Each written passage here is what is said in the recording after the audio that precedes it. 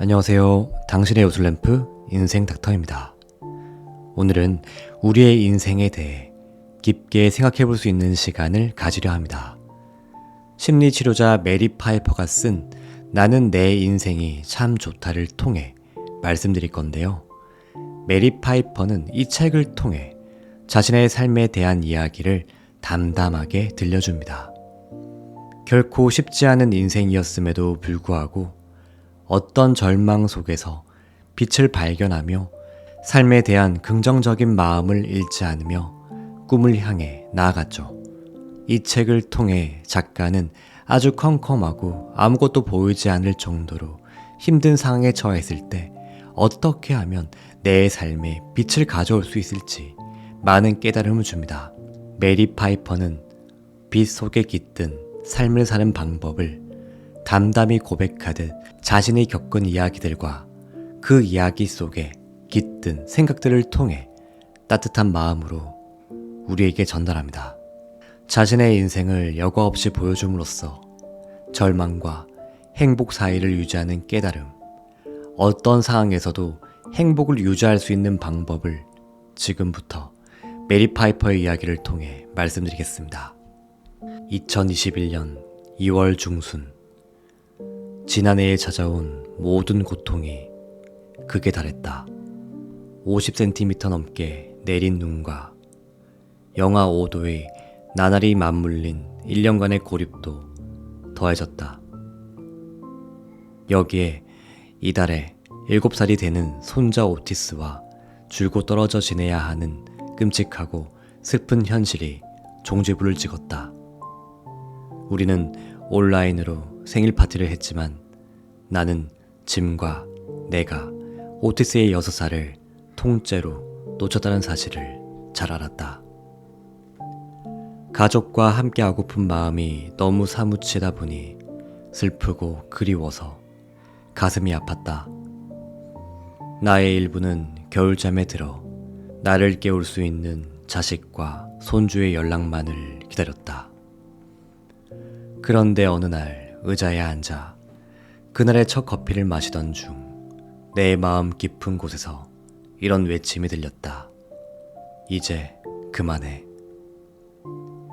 너 자신을 비참하게 하는 짓은 그만해. 행복할 권한을 아이들 손에 맡기는 일도 그만하고 하나의 마음을 다른 3곳에 두는 일도 그만해. 가족 모임을 기다리는 것도 그만하고 지금 행복해야지. 여기서 행복해야지. 인생은 좋은 거잖아. 이후에 명상을 하면서 내 심장이 뛰는 걸 알아차렸다. 맥박이 일정하게 뛰는 게 얼마나 감사하던지, 심장이 뛰길 멈추면 모든 것이 끝난다는 사실을 뼈저리게 절감했다. 불교에서 말하는 삼독인 분노와 무지, 애착에 대해 사색했다. 분노와 무지의 위험은 늘 잘 알았으나 애착을 독으로 보는 건 나로서는 이해하기 어려웠다. 애착은 사랑의 다른 말이자 내가 평생 추구했던 것이 아닌가. 나는 사랑받는다고 느낄 때 행복하지 않았던가. 하지만 불교에서 말하는 애착은 욕망하고 갈망하게 하는 모든 감정에 적용된다. 내 자식과 손주에 대한 사랑과 끊임없는 그리움이 나를 고통에 빠뜨렸다는 걸 이제야 비로소 이해했다. 나를 구하는 길은 꽉 쥐고 있던 손에 힘을 풀고 내가 바꿀 수 없는 상황에 항복하는 것이었다. 그 다음 일요일은 음력설을 지나고 초사흘이었는데 그날 부처님의 일화를 하나 들었다. 부처님이 제자들과 함께 나무 아래에 앉아 있는데 한 농부가 다가와 부처님에게 잃어버린 자기 소 6마리를 봤냐고 물었다. 부처님은 보지 못했지만 제자들에게 그 소를 본 적이 있느냐고 물었다. 모두가 그런 적 없다는 뜻으로 고개를 가로저었다. 그 농부는 울음을 터뜨리며 이렇게 소리치면서 달려갔다. 난 망했어. 그 소들은 내가 가진 전부였는데. 부처님은 제자들을 보며 말했다. 너희가 얼마나 운이 좋은지 생각해 보거라. 너희는 잃을 소가 없지 않으냐. 나는 내 소를 포기해야 했다. 내겐 허비할 시간이 없다. 오히려 하루하루 감사하고 싶었다. 아이들과 멀리 떨어져 있어서 느끼는 불행은 내가 끝내야만 끝날 것이다. 사란의 가족은 네브래스카로 돌아올 계획이 없다. 친손주를 봐도 케이트는 이미 대학에 갔고 에이든도 내년 9월에 대학에 갈 예정이다. 막내 클레어는 운동과 학업으로 바빴다. 수영장에서 5명의 아이들에게 둘러싸이는 일은 2번 다시 없을 터였다. 나는 이제 짐을 제외하면 누구의 삶에서도 중심인물이 아니었다. 짐과 나는 앞으로 대부분 우리 둘만 있다가 어느 날 둘 중 하나만 홀로 남을 것이다. 모든 것이 과정이며 현재 진행 중이다. 우리는 아무것도 계속 붙들고 있을 수 없다. 예전에 한 친구에게 이렇게 말한 적이 있다. 삶은 근본적으로 비극이야. 그러자 친구가 대답했다. 아니, 근본적으로 영원하지 않지. 그건 받아들이기 힘든 교훈이었다. 나는 아이들이 자라서 부모를 떠나고 부모는 점점 주변으로 밀려나는 삶의 순환을 받아들이기 어렵다는 사실을 깨달았다. 가족과 함께 있을 때 그들은 내 최고의 기쁨이었지만 그들을 필요로 하고 원할 때면 극도로 힘들고 지쳤다. 연결은 내게 언제나 생사가 걸린 문제처럼 느껴졌다. 하지만 이제 더는 어머니 없이 트레일러 안에 있지도 않고 의사가 강제로 주사를 놓으려는 병원에 홀로 남아있지도 않다. 절대 일어나지 않을 일을 기다리면서 불행을 자초하는 짓을 그만두기로 선택할 수 있다. 내 결핍과의 휴전을 선언하고 간단히 그 상태에서 벗어날 수 있다. 현실과의 논쟁을 끝내고 삶을 있는 그대로 받아들일 수 있다. 이런 마음의 통찰은 내게 위안이 되었다. 어른인 우리는 어린 시절에 채워지지 않는 필요를 절대 충족할 수 없다. 심지어 현재의 필요를 다 충족하지도 못한다. 그러나 우리의 필요 중 많은 부분을 욕구로 재정의하는 기술을 습득할 수 있다. 우리는 자신이 무엇을 원하는지 알아야만 행복을 누릴 수 있다. 이런 계시가 찾아왔을 때 큰 해방감을 느꼈다. 긴장이 몸 밖으로 빠져나가고 호흡이 더욱 깊고 느려졌다. 그 후로 며칠 동안은 마음이 한결 홀가분했다. 길을 잃거나 뒤에 남겨지거나 집에서 멀리 떨어져 있는 악몽을 더는 꾸지 않았다. 기다리기를 그만두고 되도록 하루하루에 충실했다. 무상함을 받아들이고 현재에 감사하면서 나아갔다. 내 소들을 풀어준 것이다. 적어도 지금은 그렇다. 우리는 무상에 대한 배움을 멈추지 말아야 한다. 언제나 찾을 수 있는 빛. 우리 모두는 이미 쓰인 글을 지우고 그 위에 다시 글을 쓰는 양피지 문서 같은 존재다. 우리 삶은 1만 세대에 걸친 조상의 삶 위에 겹쳐져 있고 머지않아 우리도 그들과 함께하리라는 뜻이다. 우리는 앞서 세상에 왔던 사람의 모든 트라우마와 행복, 패배, 회복력을 간직한 몸으로 산다. 집단 무의식이라는 이 다채로운 팔레트 안에서 우리는 특정한 때와 장소에 태어난다. 유전자와 환경, 선택이 우리의 정체성을 이룬다. KOA 라디오 방송국의 분수, 뱀이 나오는 오자크 호수, 비버 크리크, 콩코디아의 모래채지장, 아들의 야구 경기, 딸의 바이올린 연주에 수많은 내담자가 나를 형성했다. 내가 들은 모든 음악과 내가 읽은 모든 책이 나를 표상한다.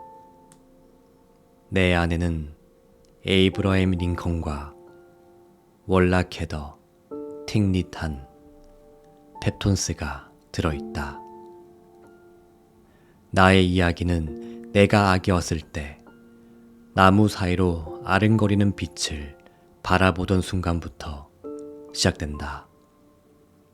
어린애였을 때는 가족에게 전적으로 기대며 사랑을 구했지만 10살 무렵에는 사랑하는 사람을 찾아내어 관계 맺는 법을 알았다. 그리고 동물과 나무, 강을 통해 나를 위로하는 법을 익혔다. 독서 역시 내게 큰 위안이었고 더 나아가 나의 세계 지도이자 도덕적 상상력의 원천이었다. 게다가 많은 외로운 아이들과 마찬가지로 어머니 대지와 아버지 하늘, 할머니 달림과 유대감을 형성했다. 70대인 지금은 어린 시절의 양상에 최대한 가까워지고 있다. 나는 가족과 함께 있는 걸 무척 좋아해서 지금까지 우리 딸내와 가족 모임을 해왔다. 어렸을 때와 마찬가지로 여전히 매우 즐거운 가족 휴가를 가기 위해 우리는 다시 모일 수 있다. 여름에는 새벽에 일어나 모닝커피를 들고 밖으로 나간다. 토끼와 다람쥐가 노는 모습을 지켜본다. 친구들을 만나고 수영을 한다. 나는 데크와 테라스, 등나무 정자, 야외 카페를 매우 좋아한다. 여름에는 집 해먹에 누워서 날이 어두워져 글씨가 제대로 보이지 않을 때까지 책을 읽는다. 나무 사이로 아른거리는 빛은 여전히 내게 큰 기쁨을 준다. 나는 운이 좋았다. 내 삶은 좋은 책과 음악, 사람들, 네브래스카의 광활한 대지로 채워졌다. 사랑이 가득한 삶을 바랐고 내 삶 대부분은 사랑으로 채워졌다. 코로나19 팬데믹은 외로움의 종곡을 찔렀다. 그때 일어난 일은 미주리의 트레일러에서 버림받았다는 느낌이 든 이유로 겪은 일과는 전혀 달랐다. 통제할 수가 없었다. 처음에는 봉쇄로 인한 고립감에 짓눌렸고 겨울 명절 연휴 동안은 슬픔으로 멍한 상태였다. 하지만 내 행복을 더는 외부 조건이 좌우하게 놔두면 안 된다는 걸 깨달았다. 앞으로 나아가려면 성장하는 길밖에 없었다. 일상적인 행복은 그날의 상황에 달려있다. 개와 함께 산책을 즐기거나 멋진 영화를 볼 수 있다. 친구들을 위해 케이준 스타일 음식을 장만하거나 바닷가로 휴가를 떠나도 된다. 반면 깊은 행복감은 조건과 무관하다. 그것은 주의력 문제다. 팬데믹은 훌륭한 선생님이었다. 나는 집의 진정한 의미를 배웠다. 집이란 사방이 어두워질 때 빛을 찾는 곳이다. 우리는 상황이 어떻든 노력으로 자신의 주의력을 조절하는 법을 배울 수 있다. 자신의 행복에 대한 책임을 받아들이고 내면을 들여다보면서 언제나 찾을 수 있는 빛을 발견하면 된다. 자신의 삶을 잘 꽃피워가는 한 친구가 내게 얘기해준 대로 내 행복에 필요한 것은 전부 내 머릿속에 들어있다. 나는 이제 트레일러 안에서 구조되길 기다리는 아이도 아니고 의사가 주사바늘 휘두르는 병원에 홀로 남겨진 소녀도 아니다. 지금의 나는 우리 어머니가 돌아가셨을 때의 나이가 되었고 아치볼드 맥클리시가 성경의 욥 이야기를 현대적으로 재구성한 휘곡 제이비에 나오는 표현대로 내 가슴속 불씨에 입김을 불어넣어 빛을 찾는 법을 배우고 있다. 그리하여 내게 찾아오는 모든 좋은 일에 집중하는 법을 배웠다. 세상에서 받을 수 있는 것에 대한 기대치를 낮추고 너무나 많은 것을 당연하게 여기는 것을 그만뒀다. 항복하는 법도 배웠다. 끔찍했던 코스타리카 여행의 교훈이 되살아났다. 기진맥진해서 바다로 떠내려갈 때 나를 구해준 것이 항복이었다. 운명을 받아들이는 것은 그 나름의 구원이다. 무상함을 직면하는 것은 삶에서 가장 큰 도전 과제다. 다행히도 삶은 훌륭한 스승이고 끊임없이 상실을 가르친다. 나는 무상함을 받아들일 때도 있고 그것에 정할 때도 있다. 하지만 대체로 이중생활을 한다. 하루하루 행복을 느끼면서도 우리 모두가 짊어진 비극을 인식한다. 나는 거의 매일 외부 조건과 상관없이 빛을 찾을 수 있다. 소중한 1분도 낭비하지 않으려고 노력한다. 갈망이 내 인생의 하루를 또 잡아먹히게 할 수는 없다. 수돗물도 없는 집에서 1918년 스페인 독감 팬데믹에서도 살아남고 모래폭풍과 대공황, 2번의 세계대전까지 견뎌낸 외할머니의 상황을 떠올려 본다. 할머니는 최선을 다한다는 말의 본보기였다. 놀랍게도 나는 할머니가 지금 내 나이였을 때 누리던 것을 충분히 즐기며 살고 있다. 내게는 정원과 복숭아 나무, 친구, 가족, 책이 있다. 빛을 찾는다는 것은 어둠을 부정한다는 뜻이 아니다. 나는 감정의 세세한 부분까지 관리하지 않으려고 노력한다. 가슴이 아프면 아픈 대로 내버려 둔다. 슬프거나 화가 나거나 혼란스럽거나 절망감이 들어도 그런 감정을 느끼게 둔다. 그게 정직하고 진실한 사람이 되는 유일한 길이다. 하지만 계속 고통스러운 상태로 있으려고 해도 언젠가는 고통이 지나가리라는 사실을 안다. 그 밖의 거의 모든 것과 마찬가지로 고통도 영원하지 않다. 사랑받는 일은 영원하지 않아도 사랑을 주는 일은 영원할 수 있다. 그것이야말로 우리의 행운이다. 문화인류학자 마거릿 미드는 이렇게 썼다. 성장한다는 것은 자기 밖으로 나와 이 세상의 삶을 소중히 여긴다는 것을 의미한다. 그렇게 할 때 비로소 우리는 기쁨과 경의를 느낄 준비가 된다. 그리고 현재의 중대한 도전을 마주하면서 큰 활력을 느낀다. 내 소를 포기하는 것에 대한 통찰을 얻었을 때 모퉁이를 하나 돈 기분이었다. 남편은 내가 모퉁이를 너무 많이 돌아 계속 빙빙 돌고 있다고 농담하는데 그 말도 일리가 있다. 하지만 그 원들이 나선형으로 움직여 시간이 지날수록 내가 실제로 더 행복하고 평온해졌으며 나 자신과 타인에게 더 친절해졌다고 생각하고 싶다. 그게 내가 강구할 수 있는 전부다. 우리 불교회의 마음챙김 수련과 명상 덕분에 감각적 체험을 하면서 현재에 머물고 내 주변의 아름다움에 주의를 기울일 수 있었다.